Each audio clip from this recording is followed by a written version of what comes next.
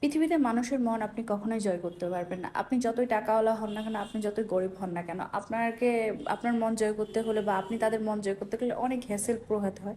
তাই কাউকে মন জয় করতে না পারলে খাইয়ে নিজের মন নিজে জয় করা যায়, আলহামদুলিল্লাহ।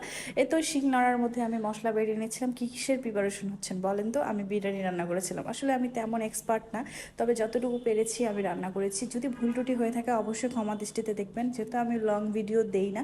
তবে আজকে দেওয়ার চেষ্টা করলাম। এখানে খাসির মাংসের মধ্যে যত রকমের বাসার মশলা ছিল সব কিছু দেওয়ার পরে শুধু হলুদ বাদে এবং জিরা, ধনিয়া, আদা বাটা, রসুন বাটা এবং টক দই, তেল, গরম মশলা এবং বাদাম বাটা এসব দিয়ে আমি মাংসটাকে ম্যারিনেট করে রেখেছিলাম। আর মাংসটা মাখিয়ে কিশমিশ বাটাও দিয়েছিলাম অবশ্য, মাখিয়ে 1 ঘন্টার মতো রেস্টে রেখে দিই। আর এইভাবে সব কিছু দিয়ে কিন্তু মাখিয়ে রাখলে কিন্তু অনেক বেশি মজা লাগে।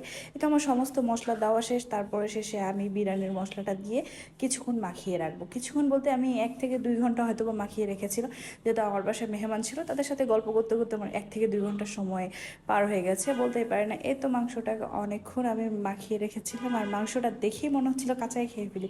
কালারটা এত সুন্দর আসছিল, আর বিরিয়ানির মাংসের মশলাটা এত বেশি মজা ছিল যে তা বলার বাইরে। তারপর টমেটো সস দিয়ে রেখেছিলাম কিছুক্ষণ। তারপর পেঁয়াজটা একটু আধা কাঁচা ভাজা করে সেখানে আমি মাংসটা ঢেলে দিই।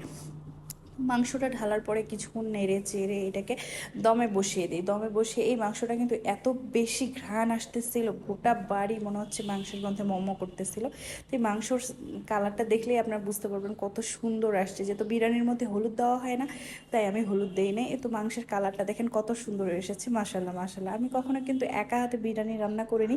এই প্রথমবার আমি যতটুকু পেরেছি রান্না করতে ততটুকুই করেছি। আর প্রপারলিভাবে ভিডিও করতে পারিনি, যেহেতু একা হাতে ক্যামেরা নিয়েছি এবং বাসায় অনেক বেশি মেহমান ছিল। তাই এই তো মাংসটা ম্যারিনেট হওয়ার পর পোলাওয়ের সাথে আমি মাখিয়ে বসিয়ে দিয়েছিলাম। আলহামদুলিল্লাহ যতটুকু পেরেছি